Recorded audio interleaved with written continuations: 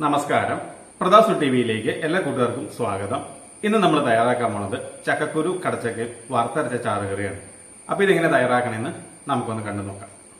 അപ്പൊ അതിനായിട്ട് 150 ഗ്രാം ചക്കക്കുരു ഇതുപോലെ വട്ടത്തിൽ അരിഞ്ഞത് ചട്ടിയിലേക്ക് ചേർക്കാം.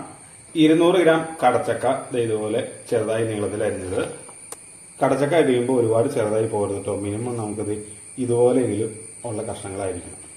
ഒരൽപ്പം കറിവേപ്പില, 4 പച്ചമുളക് രണ്ടായി കീറിയത്, ആവശ്യത്തിന് കല്ലുപ്പ്, വേവാൻ ആവശ്യമായ വെള്ളം. ഇനി ഇത് അടച്ചു വെച്ച് നല്ലതുപോലെ ഒന്ന് വേവിച്ചെടുക്കാം. ഇത് വെന്ത് വരുമ്പോഴത്തേക്കും ഇതിനകത്ത് ചേർക്കാനുള്ള തേങ്ങ ഒന്ന് വറുത്തെടുക്കാം. തേങ്ങ വറുക്കാനായിട്ട് നമ്മൾ അടി കട്ടിയുള്ള ഒരു പാനാണ് എടുത്തേക്കുന്നത്.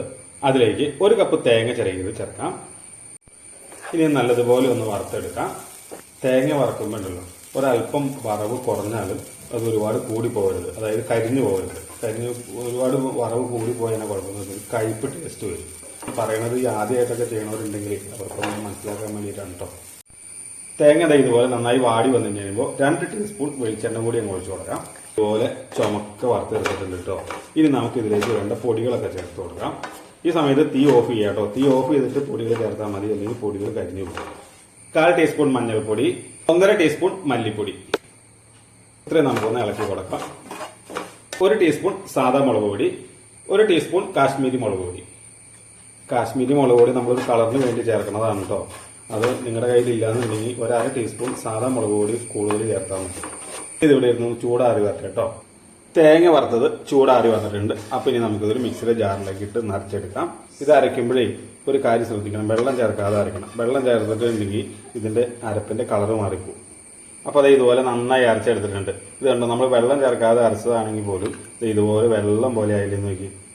തേങ്ങയുടെ എണ്ണയും പിന്നെ നമ്മൾ ഒഴിച്ചു കൊടുത്ത വെളിച്ചെണ്ണയില്ലേ, അതിനും കൂടുമ്പോൾ ഇതുപോലെ അരഞ്ഞു കിട്ടും. അതുകൊണ്ടാണ് വെള്ളം ചേർക്കാതെ അരക്കണം എന്ന് പറയാൻ കാരണം. ഇപ്പൊ കഷ്ണങ്ങളൊക്കെ വെന്ത് വന്നിട്ടുണ്ട്. നമ്മൾ അരച്ചു വെച്ചിരിക്കുന്ന അരപ്പിനകത്തേക്ക് ചേർത്ത് കൊടുക്കാം.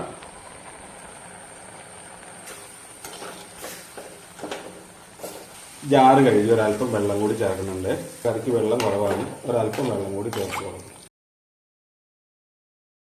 ഇനി കറി നല്ലതുപോലെ ഒന്ന് തിളച്ച് വരട്ടെ കേട്ടോ. നല്ലതുപോലെ തിളച്ച് വന്നിട്ടുണ്ട്. ഇനി നമുക്കിതിലേക്ക് കടുക് താളിച്ചൊഴിക്കാം. ചൂടായ ചട്ടിയിലേക്ക് 1 ടേബിൾ സ്പൂൺ വെളിച്ചെണ്ണ ഒഴിച്ചു കൊടുക്കാം. 1/2 ടീസ്പൂൺ കടുക്, 4 ചെറുള്ളി വട്ടത്തിൽ അരിഞ്ഞത്, 2 വറ്റൽമുളക്, ഒരൽപ്പം കറിവേപ്പില. മുളകൊക്കെ മൂത്ത് വന്നിട്ടുണ്ട്. നമുക്കിത് കറിയിലേക്ക് ചേർക്കാം.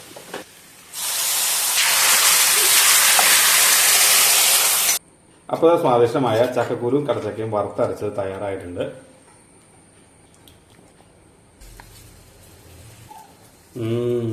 അടിപൊളി, സൂപ്പർ, എന്താ രുചി. അപ്പൊ തീർച്ചയായിട്ടും നിങ്ങൾ എല്ലാവരും വീട്ടിലും തയ്യാറാക്കി നോക്കണം.